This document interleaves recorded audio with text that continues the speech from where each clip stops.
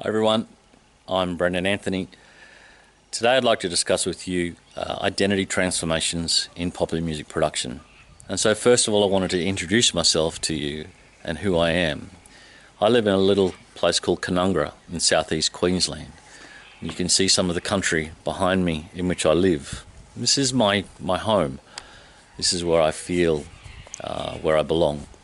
Now, Canungra means pretty face wallaby, and there's lots of these little critters jumping around in the bush where I live.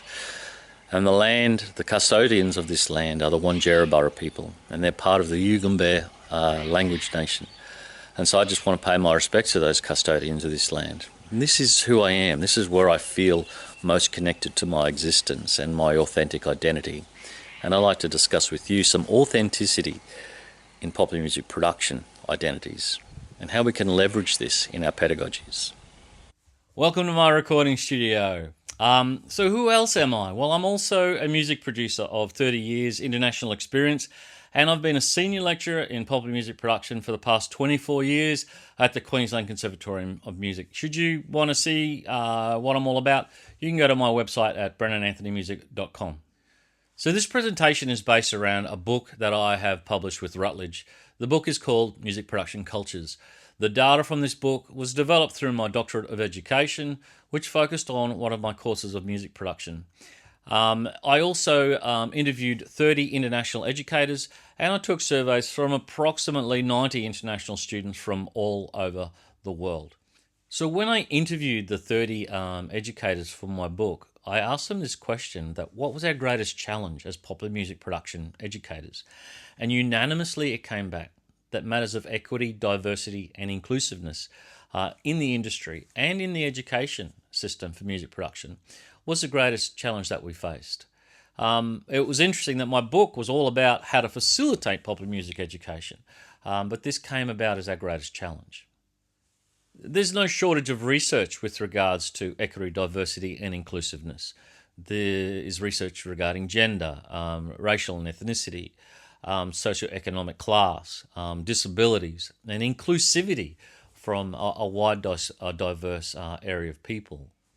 So before I get into this, I just want to caveat, this is a very complex issue, okay? And in no way, shape or form am I suggesting to you I have all the answers.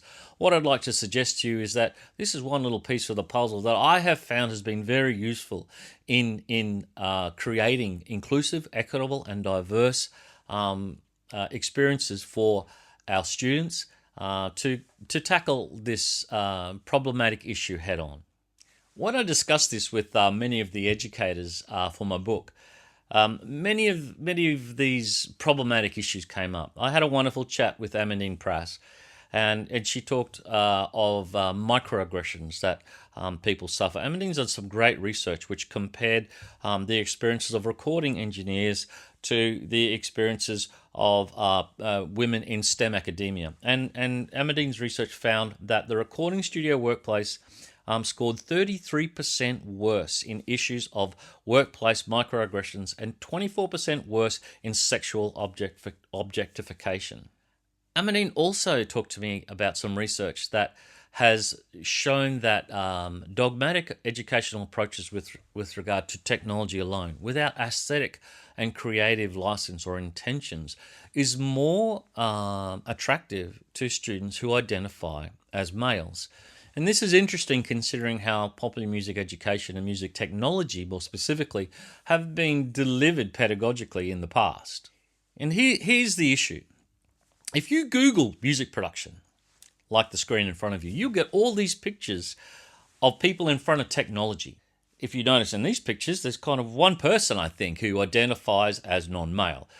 But this whole pictures of technology everywhere kind of socially implies that music production is, as a form of agency, places hierarchy on technology. Now, as a working professional, I can tell you that that was not the case. In the greatest of majorities, that there's more to it than that. And so this social representation, cultural representation of what music production is, in my opinion, is incorrect and influencing our pedagogy and socially creating issues in the culture of music production and the pedagogical landscapes of production. I spoke to Zach Moyer about this, a colleague of mine from Edinburgh Napier University, and he talks about the potential for domestication that we have in the educational system, primarily based on social reproduction. Reproducing social anomalies in the education system normalizes these processes, and that becomes restrictive for the opportunity of liberation of these. Gary Bromham and I had a really great discussion about this for my book. And I like what Gary said. Unfortunately, these mantras of technological knowledge come across as power, and this devalues the aesthetic and the creative license and the musicianship and the performance-orientated students to consider themselves as music producers. This is a problematic area that music production doesn't value these skills enough. You all know Sam Bennett, and Sam and I discussed this. The audio industry has a whiteness problem. It has a patriarchy problem. It elevates the straight white men as practitioners and educators. And I spoke to Nissim Lefford, and we talked about how non-males suffer these microaggressions, or if they come up with ideas, these ideas are assumed to have not come from them and come from their male counterparts. And these problematic issues are prolific in both the industry and in the higher education system. And this becomes particularly problematic when this feeds into our pedagogical landscapes, when students, these ideas bleed across into students' mindsets. Okay, enough of the problems. I would like to humbly suggest to you that one way to tackle this is to normalise equitable, inclusive and diverse practices and modern identities of music producers within our pedagogical frameworks, so that as our graduates proliferate into the industry, cultural change will develop. So, how do we do that? I think the greatest thing that we, in my opinion, from my research, from what I've seen, talking to students and educators, is that we need to re-identify who the music producer is. The identity of the music producer needs to be re-established from outdated archetypes. And we need to target this in our pedagogical frameworks so that it's not just spoken, but it's embodied, that it's lived within our pedagogy. Music production consists of social, musical, and technological applications that are all informed by knowledge of the industry and consumption. And these three applications must be valued equally in our pedagogy. By doing this, we are empowering students to develop their own identity as a music producer. We are empowering them to consider what are their affordances as music producers. What are their identities as music producers? We aren't shaping them into old archetypes. So the identity of who a music producer is greatly different. Music producers now operate within large-scale studios still, not as much, but also primarily in the DAW, in small-scale facilities. They work and produce themselves. They co-produce. If you think of John Bellion, if you think of Charlie Puth and others, these are people who are songwriters, they're musicians, they're performers, and they can also engineer, they can also sound design, they can also program in the DAW. They blur the roles of songwriting, musicality and performance, sound engineering and mixing, and music programming. And at the same time, they have individualized aesthetic intentions. They have individualized personalities that they bring to the music making scenario. So when you bring all these together, the music producer, the modern identity of the music producer is quite diversified now, and it is an individualized thing. So how I tackle pedagogy in this realm is I get students to understand the holistic practice of music production. What does it encapsulate as a form of agency? And if you look at it, social, musical, technical skills in songwriting, programming, performativity, considering industry and consumption, music programming, and we blend that. And then what we do is we get students to nuance that understanding to them as individuals, to identify their identity as music producers through a holistic understanding of popular music production. Sam Bennett and I had a great, very on-the-table discussion that we have many students who can operate technology, many students who can make something sound musically good.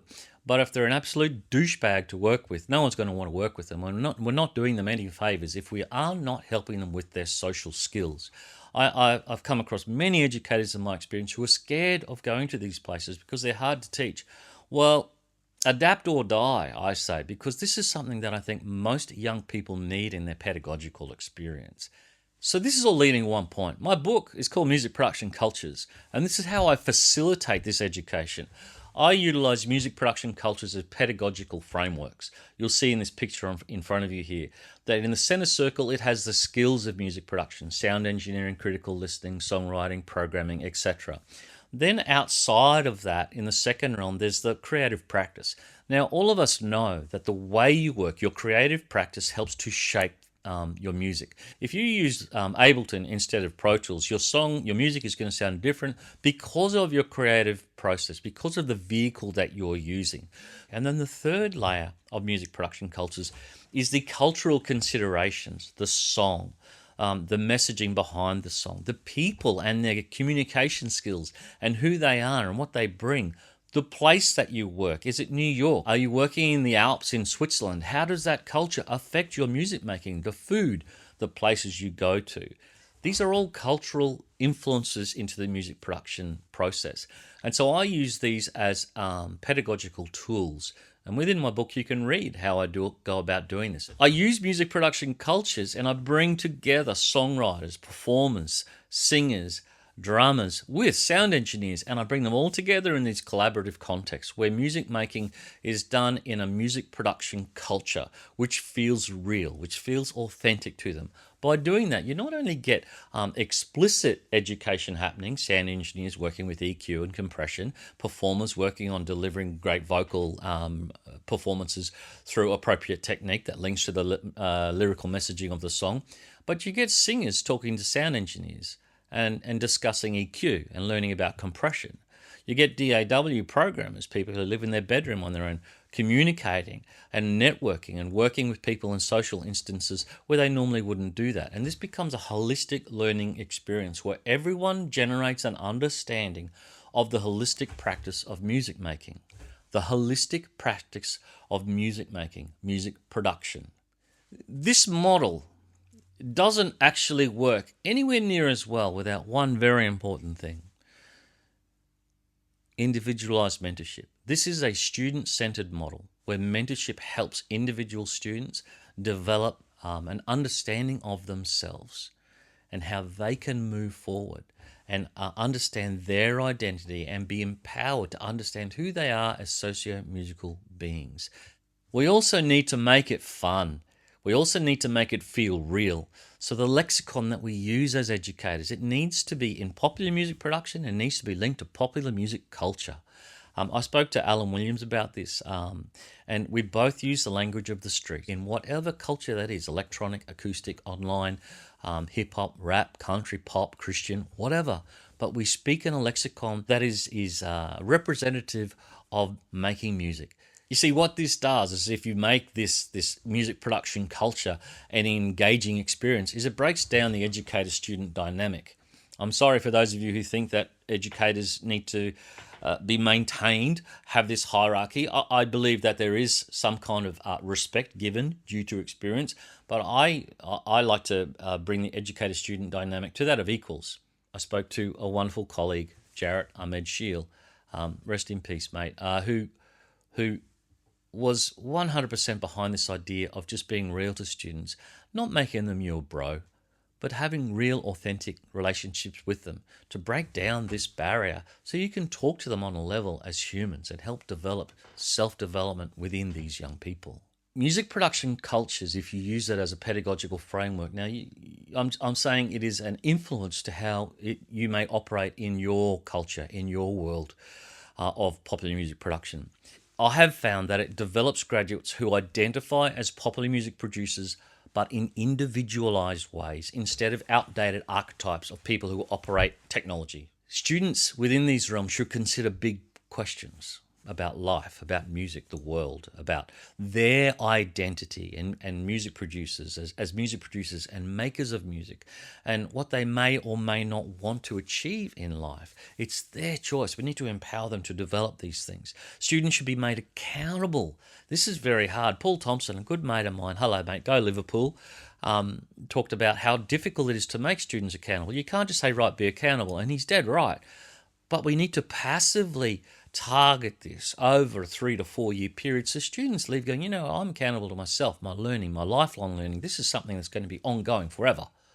So we need to try and target students to be accountable to themselves and their learning instead of being expected to teach. By engaging them in music production cultures, they realize how real this is and how real it can be, and they become more self-empowered to do that. This helps them to consider their roles in society, how they could integrate or rebel against things that aren't right, the current situation we are with EDI. And finally, the higher education experience should empower students to embody new directions in equitable, diverse and inclusive practices in music production, to consider what is right and wrong in the world, to action change where necessary, and be empowered that it's okay to do so. This is a very tough presentation to give, and I was pensive of tackling such an issue. My book was about facilitating a framework for pedagogical action in music production that we could all use to align our processes. But what I found is that the greatest issue is that equity, diversity, and inclusivity needs to be targeted by us all. And by normalising this in the ways that I've suggested and ways that I'm sure you will all come up with, I think we can do this collectively. I'm most passionate about it. I want to thank you for listening to me. Should you want to reach out and have a chat, please feel free to do so. And just to make you smile, here's a picture of my dog, Jedi. Have a great day. Have a great conference. Wish I could be there. Love to you from Australia.